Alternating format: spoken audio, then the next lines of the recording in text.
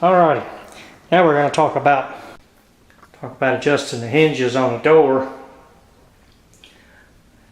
And what we've got, you see at the top how on the knob side you've got a little space on the top, but over on the hinge side it's about right.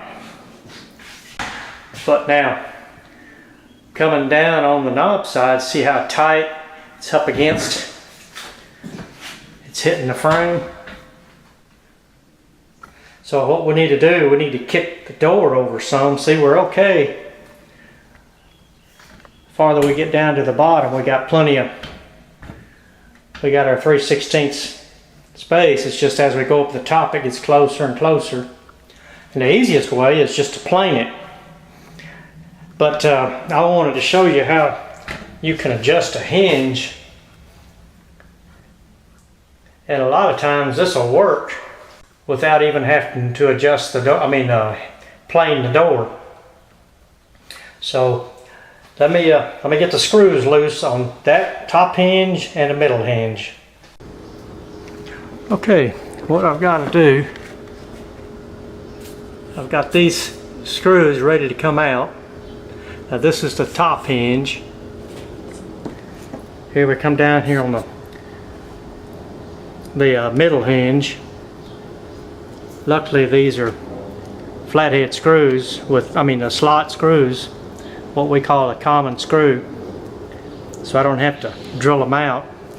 Usually I can clean out the threads to get them out. A lot of times you can use a screwdriver and a hammer. If that doesn't work, those Dremel drills with a little slotted saw, those little grinded slotted saws, Dremel drills, you can usually grind if they're just, makes you, in other words, make you a new slot across here with one of those Dremel saws. But in any case, what we're going to do, I'll take these two screws out and show you what we're fixing to do here. Alright, now how you adjust the hinges on this thing, there's two ways.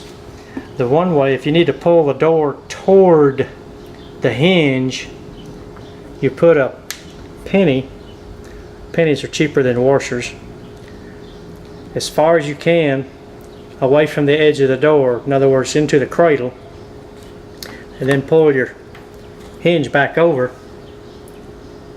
and I'll show you how that helps pull the door over. So we'll probably do the pennies at the top. We'll put them at the top since we need to move the top over more than the middle, and we probably I use business cards on the next one. I just wad them up into folders, and that way I can tear off what I need. Alright, let me get this thing set, and then I'll show you how this pulls the door over.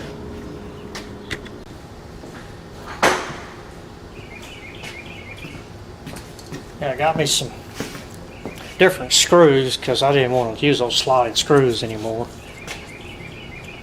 Okay. Remember I said put it all the way as far as you can this way. If you move it toward the outside edge, there you're pushing the door toward the lock side. If you put it on the back set of the butt of the hinge, then you're pulling the door toward the hinge.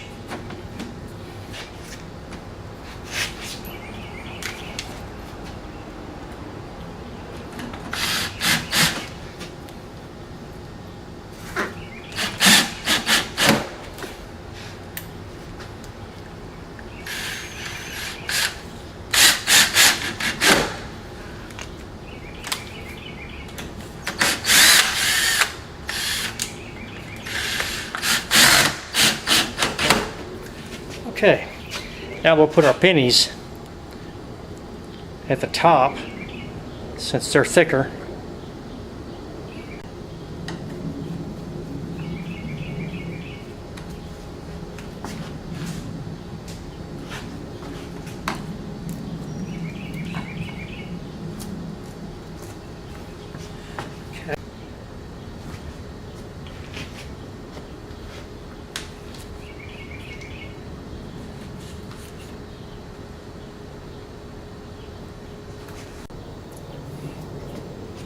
What I'll do is stick a little latex paint on that penny. That'll hold it up there until I get the hinge around and get the screw in it.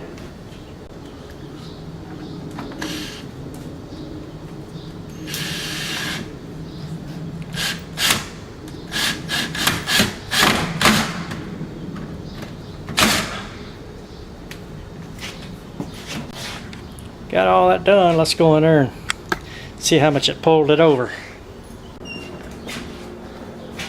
You noticed I haven't planed the edge of the door.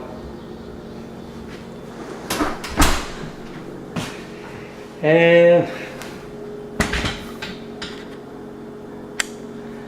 yep, it pulled it over a good 1/8 of an inch.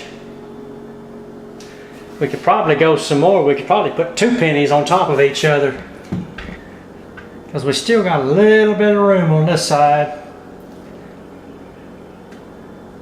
But we're not going to get much more. See, we're tight at the bottom. We're not going anymore. But we could go more on the edges. I mean on the sides. But we're going to call that good, because all we need is just some clearance. See, we just need some clearance for the edge of this door to close it. That's it. And it has swelled as much as it's going to swell, because we just got through with a lot of rain and the humidity is really terrible today. So I know this door has soaked up a lot of moisture.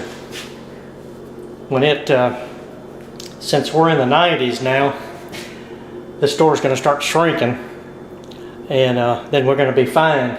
But at least when it rains again, we don't have to worry about the door hitting the edge. All right, well, I sure hope that helps you.